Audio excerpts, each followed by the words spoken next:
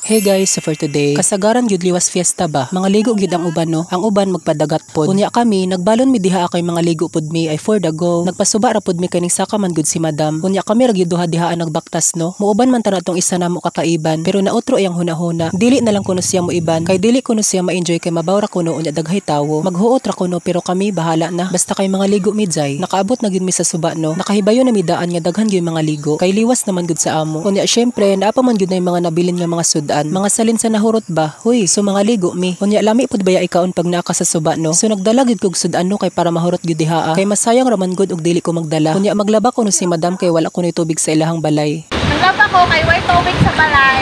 Unya hala, nganong naa na may pahukas-hukas jay. Huy, apilon din niyag laba iyang t-shirt. Nakalimot pud ko og dalag sabon. Maunang waswas sa kay atake ni Madam diha. Wala ko nag-expect nga naa pud ay palabalaba si Madam. Unya iyahan na nang gipaugas sa bato. Sakto man pud nga arang inita. Maugag yun nagdali imong pants jay. Gilabhan yun niya kay arang hugawag yun. Unya wala pag yun malimpyo pag ayo iyahang pants. Kay wala gyud mi nakadala og sabon. Mga 11 na gyud ng oras sa unya giigang na gyud mi diha ano. Nang hanap pa day mi diha akong asa mi mga ligo. Unya puro mabaw ra gyud among makit-an. Ug sa dihang naligo na gyud ko kay giigang na gyud ko jay. Unya mga mabaw ra gyud among makit-an. Kung maghanap pa mi sa unahan basig dili na mi makabalik. Huy, so nangaligo na mi diha. Mabaw ra gyud na diha ano. Kahadlok pag gyud kay na mga dahon-dahon sa ilayom. Basin nay hayas ba aw paakan. Huy, so namalik na daay mi kay humana pod mig pangaligo. Basta ra lamang gud pangpawala ras kaigang ba. So namalik na mi diha unya nangaon na pod ay sila. Unya ang uban apoy pasugba-sugba dihang dapita. Dili pod mi magpapildi kay naa pod mi sugbahonon. Basta kay mahibaw-an na ninyo later. Huy, ug sa dihang nagsugba na diha si madam kay mangaon na pod mi taod-taod. Ug nganong ulo ra kan man tawo na sa baboy na. Mao na lang siguro na nahibilin tong niaging fiesta. Huy, pero at least no napay nabilin. Perfect, makakaon na pug og panit. Huy, ang mga bata ra gyud na enjoy diha pag pangaligo kay mabaw ra gyud siya no. Sa una gyud layuman gyud ko diha. Unya dakuan pod ko sa iyang space. Pero karon ara na siyang mabawa. Mautro gyud ang tanan. Huy, unya gihumol-humol ni madam iyang pag-umangkon para ma-enjoy pod siya ba. Wala man pod nihilak ang baby na. Gidala-dala ni madam sa balay tong una. Nagmugot gyud iyang nawong. Siguro kanang first time pa kaniya makita. Unya dili gyud siya makatawa og pakataw nimo. Magmugot ra gyud siya. Nangayo day ko diagbi ko kay murag kalami gyud isima-sima ba. Unya parisag sinog ba? Lami man pod.